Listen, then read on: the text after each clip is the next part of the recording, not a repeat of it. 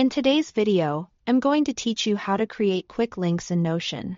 If you want to move around your workspace faster and connect related pages without interrupting your workflow, quick links are one of the easiest features to start using. They help you jump to another page in seconds, and they also make your notes, documents, and project pages feel much more organized. Let's begin with one of the fastest methods, using the double square bracket command. To do this, type 2 opening square brackets, followed immediately by the name of the page you want to link to. As you type, Notion will automatically show a drop-down list of matching pages from your workspace. When you see the correct page, simply select it from the list. This creates a clickable link to that page right where you are typing. This method is especially useful when you already know the exact page you want to reference.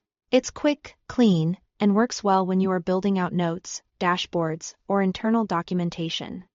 If there are several pages with similar names, just take an extra second to choose the right one from the drop-down before continuing. Another simple option is the @ command. Just type the @ symbol followed by the name of the page you want to link.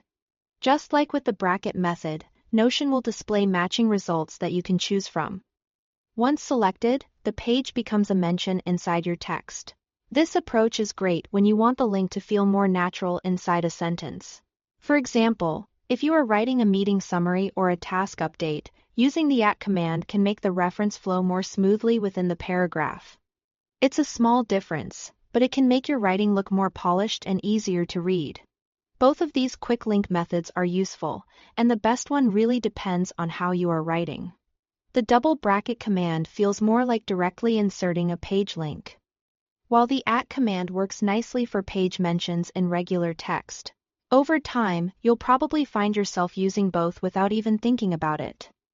As a general tip, try to keep your page names clear and consistent. That makes it much easier to find the right page from the dropdown and helps prevent confusion in larger workspaces.